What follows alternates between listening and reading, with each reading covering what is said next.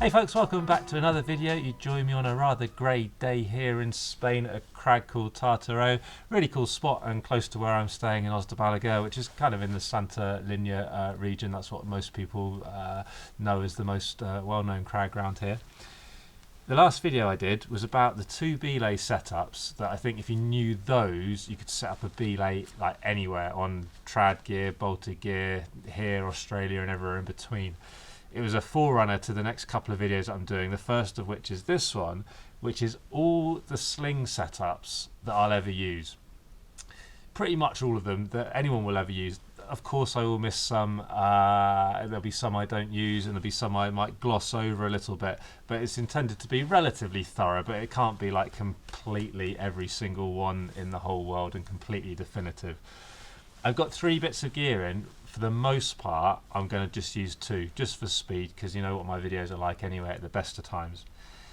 In terms of the fundamentals of building a belay, ideas, serene, that kind of thing, I'll link up to a video above there, which you can click on to explain those kind of things. Obviously, these videos cannot explain every last detail, otherwise they'd just be epically long, so refer back to some other videos if you need to. So, 3 bits in the rock already. What I've got on my harness to build a belay with slings is obviously slings, but to explain what I'll nearly always have, I'll have a 240 centimeter sling, normally on a snap gate. I think this is, yeah, that's 8mm DMM one, that one. I will have a 120 centimeter sling. I've probably got 2 or 3 of these, depending on what kind of climbing I'm doing, but at least 2, probably 3. This one is a Blue Ice Mission Light, which I think is 8mm as well, slightly different feel to it, but 120 centimeters.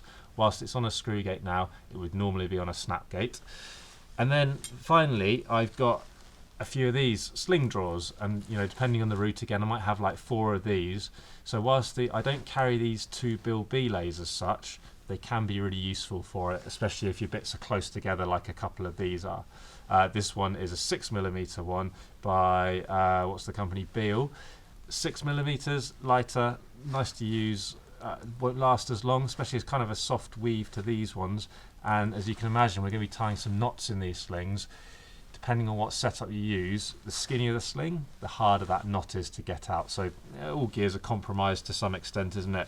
But those are my 3 options. What I won't normally carry, and I don't think is quite in shot until I lift it up, is a cordlet. Now I don't normally carry that because it's kind of, partly it's just not the norm in the UK, and I can kind of do everything I need to do with either the rope that I'd be attached to, obviously, or all these slings. Just seeing what the dog's is. Dog's got something out the corner of his eye. He might bark in a second. I've done another video, again I'll link that above, on cordlets before. The principles are the same though, and the things I'm doing here would be equally applicable with the cordlet for the most part, but how you set it up and stuff, have a look at that video that I just mentioned and that will explain that. So I'm not going to use the cordlet for this one. Loads of waffle, let's get on with it. 2 pieces, I'll just use these 2 to start with. I've got a supply of carabiners down here, other videos as well on slings versus snap gates, that kind of thing. Most of the time on a 2-point belay I'll use a 120 centimeter sling, but it just depends on the circumstance and the angles and stuff like that, so that's where, you know, the ideas and serene gives you that sort of building block of stuff to do there. In terms of the angles though, very quickly, I'm aiming for like 60 degrees. 90 is okay, people will rabbit on about 90 being like death on a stick. 90, it's okay with some caution. I don't want to go above 90, certainly I don't want to go up to like 120, but again, I can't be super thorough in just this one video. Now, this one, I won't bother doing that screw gate up because it's just going to slow things down. I've got a good angle there. To equalise these couple of bits, all I'm going to do is a simple knot. Now, I could do an overhand. The advantage of an overhand, doesn't use much sling, so it can keep the angle good. It's quick to do, etc. However, it's not going to come undone as easily as a figure of 8 or even a figure of 9, but it's quick and easy to do. Do I find those hard to undo when they've been loaded? Honestly, not especially. I'm sure people in the comments will tell me they'll get jammed up and stuff, and yeah, of course, you know, they get jammed more than an 8 and more than a Clovitch and things like that I'll mention in a bit, but the reality is, no, I don't find them too tricky to undo. That's ticking all the boxes. Advantages, quick, easy. Disadvantages, hard to undo is probably the one, and perhaps it's not always the best for the best angle, but works well. I could do that with 3 points. I won't bother doing it, but I could do that with 3 points and make a W instead of a V. I'd need the 240 centimetre sling. The one I mentioned the other day in that other video, if you've watched it, was similar. I'll clip one, I'll measure it up to there, I'll do myself an overhand in there like so, clip that in. I've done that up by habit. Like I said, I shouldn't be doing it because I'm trying to save time, but a habit. And then I just roll that overhand left or right a bit, okay, until it's equalised. And then I can clip whatever I'm going to clip into this setup. So firstly, that's normally going to be making myself safe, isn't it? So I would clip one strand there, one strand off the other side. And then that's a nice V shape. You can see it's set further down than the previous one, so that would have brought me a slightly better angle. Not that that's a concern on this one, but that would work well for me. I haven't got a traditional master point like I did with the other one. That's why it's really important that we clip either side. Imagine if I didn't clip either side, I just clipped into there. What would happen if one of these undid? Well, you can see that that carabiner would just slide off and off I go. So, you know, if one fails, the other one's not going to do anything, so it's not ticking the ideas box. So you've got to clip either side. Wouldn't work so well with 3 points, that one, would it? So advantages, quick and easy again. Angle buys you a good angle, but that can be a bit harder to undo because there's less strands in it. Yeah, so is it redundant? They'll let you do some research on that. Yes, I consider that one redundant, those, but you can go and delve into YouTube and whatever else to find out the actual forces that would roll and overhand. Okay, that's good. Let's next one. I'm going to get the join out of the way. When you're doing these, always try and get the join up out the way where you're starting from, the bit of stitching, because otherwise it gets in the way. Now sometimes both of those methods, or neither of them rather, would give you a satisfactory angle. So what you can do, it's 2 clove hitches up here, like so, do them up, a little bit of slack in the middle, a little smile of rope, so they're not affecting each other, they're not pulling each other at all, so they remain independent. And then you can bring that down and you can do your knot here. So I've only got sort of 2 strands going on here, so I'm almost certainly going to do a figure of 8, or maybe even better, like a bunny ears knot might work well. Again, go and look at some testing if you're keen to see what points, how strong they are, and slippages, etc, etc. It's worth noting that any knot weakens a sling. Any knot, an overhand, a clove hitch, a lark's foot, they all weaken a sling, but not to a point that I care about. Again, I've done videos on that. They've got a load of stretchy rope in the system, so let's say I'm belaying from above and my mate falls off. It's not all static, even though the sling itself is static. There's a load of stretchy dynamic rope in it to be like a shock absorber. That's why we climb, or one of the reasons we climb on dynamic ropes, okay? But here's a way of doing it. It gives me a classic master point. It buys me a good angle. Yeah, it's a little bit slower because there's a few more knots involved, but you know, it's not exactly slow. But there's less strands involved. Is that an issue on edges?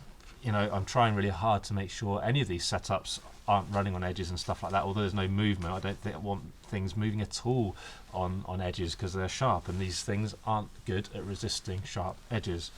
So there's less strands, that might be a consideration.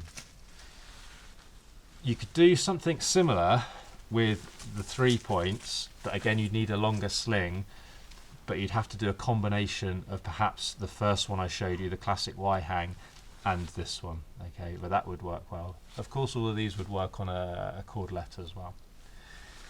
Now one of the biggest things that we've got to think about is why we're doing all this, those principles of ideas or serene or whatever. One of them is to share the load between the gear, 2 bits of gear, so 50-50. With these knots, if I pull this way, what's happened to this one? It's gone slack. Obviously the same happens that way, it's gone slack. So if I don't get this bang on in the right direction, it's not really working for me, is it? If you think about the reality of it, when your mate falls off or you're lowering them down, wherever it might be, when this gets weighted, the chances of you having got this perfect and it's splitting the load 50-50 are pretty slim to none, to be honest. Does that matter? Not normally, but you know, it's not a truly 100% equalized system. The only way we can really get an equalized system is by doing something that we would refer to generically as self-equalizing, and these may have some problems. There you go, I've remembered not to do that carabiner up this time. Would that be self-equalizing? Well, yeah, it is equalized, isn't it? If I put that in there, whichever way I pull on it, it's equalizing, isn't it? That's a good thing. But you can see what's going to happen if one of those bits fails, the carabiner just slides off the end. That's no good, is it? So what we do if we're doing this one, here's try and get the twists out of that. I'm going to put a specific twist in it, like that. So I've got an X shape going on there, and then I clip into that, right? Still self-equalizing, good, but if one fails, this one here, what happens? It travels, it extends, it shocks into the end. Now that's not ideal, but at least I haven't slid off the end entirely. It might only be on one point at that moment in time, which will be a brown trouser moment for sure. But the sliding X, it's a thing, right? Put that down here. Now what could be a nicer evolution of the sliding X is a sliding X with limiter knots. So what I'll do is some overhands here. Okay, and clip that in. Snug them up. You can see I've just got to adjust that slightly to give me some space. Now what I can do is I can put that same twist in, get my carabiner back, clip it the same, it's still self-equalizing, okay, but if that same piece of gear fails, I've still got some extension, but nowhere near as much. So it's going to be better, isn't it? But there's still going to be some extension, therefore some shock onto the gear. Where would I use that? Would I use it on trad stuff? Not by default, no. Would I use it on bolts? Yes, I'd be happy with it on bolts. You may have heard of a thing called the quad though, which is super common, but not in the UK. Super rare actually in the UK. Let me just get these knots out in case I use this sling in a bit. So I get the bigger sling, the 240 sling, and I'm going to get the join at one end, like I say, by default, only takes a second and it's worth doing. And then I'm going to double up that sling, and I'm going to do basically the same thing as I did on that sliding X with limiter knots. I'm going to do myself one overhand up there, one overhand down here. Now this would be really good on a cordlet as well, wouldn't it? Because the cordlet, having that extra length, would work well. I can clip that in, both strands. I could clip that in, both strands, do that up obviously in real life. And then what I've ended up with here, 4 strands down here. So I'm going to clip into, not all of them like that, because again, what would happen if one failed? It's just going to slide off the end, isn't it? I'm going to take 2. I'm going to clip, let's say it's myself getting safe first, into that, clovitch in, done. And then I've got 2 more that I can put my belay device on. Everything is self-equalizing again and slightly separate from each other as well. So I can be leaning here, the other person can be belayed off that one. It gives me a bit of space to work with. The quad is super common, okay, in other countries, like I say, not the UK. You could use 3rd or 4th bits as well and use other strands of the legs here. A little bit more faffy to equalize, but doable, okay. The advantage of this over the standard sliding X thing is just more strands involved. There's more strands up here if there's any rubbing on rock, not that I want that in the slightest. I'm on 2 strands down here rather than, you know, the twisted 2 strands. It's giving 2 strands for separate use as well. You could, if you were doing a multi-pitch sport route, for example, just leave this set up on the back of your harness, bang, bang, bang, you're good to go. So it's super quick, isn't it? And it is equalizing, self-equalizing. So we like that, but you're still getting some extension. If one bit blows, you're still getting some form of extension. Does that matter? It depends very much on the gear, doesn't it? You know, it could be those 2 bolts. Does a bit of extension matter? Couldn't really care, to be honest. So marginal wires, I don't really want to be belaying on marginal wires, but you know, I'm not saying that we would never do that. There's some consideration to be had, isn't there? What you will have not seen so far in these setups is going back to the sort of the first type, which are, you know, those fixed master point style ones. I didn't do what I always call the Insta special kind of ones, but I will now do that up, of course. Now, the advantage of these ones is, let's go for just the Girth, Hitch or Lark's Foot to start with. It's very quick. It's very easy to undo that knot. I said one of the disadvantages of overhands and figure of eights, when they've been loaded, they're really hard to undo. With this one, okay, it's going to be super easy. You wiggle it a bit, slide the carabiner out, especially these clean nose style ones, and you're done. So that's a bonus, isn't it? Disadvantages, I'll come on to potentially one of the big ones in a second. It does use an extra carabiner because the actual carabiner becomes your master point. Everyone clips into that metal on metal, which is fine in most circumstances, but it does use an extra clip. Okay, is it redundant? That's the key thing. At what point does it slip? There's lots of testing done out there on YouTube from How Not to Highline and various other people as well, which show that it does slip. So if this one, you know, cut or that blew up, yes, it does slip under loads that we could possibly create climbing. I say possibly, they're super unlikely, okay? Even though they'll be down in the single figures, it's still very unlikely to create that in normal climbing situations. So it's worth thinking about. There's a method as well where you have a little cross before you do the Lark's Foot, and that can add a bit of extra strength, so that's well worth looking at as well. The other one, which is really similar, is a clove hitch. Same idea. Some people prefer that one, others do not. But there you go, that's for the sort of completion. That really is most of the ones that I will ever do. Probably all the ones I ever do. But we have got to combine them sometimes because I haven't even used that third bit because I'm aware that this video is going on anyway. So some of these will work well with 3 points. Others not so much. Sometimes you have to combine the tactics and perhaps even use another sling. It might be that you've got 2 here that you've linked up like this, and then you've got another 2 over here that you link up with a longer sling and treat this as almost one thing, and it goes into there. I can't show everything, but have a bit of a play with it. The more you can know, the better for each situation, so you can pluck out those individual tools and put them in the right order, then boom, you've got a belay that it was quick, efficient, and ticks all those kind of boxes that we need to tick to have something nice and safe. I go climbing to go climbing. I don't go climbing to do all this geeky stuff, but I've said in other videos, it is satisfying, isn't it, to kind of come up with a solution that's neat and has worked really well.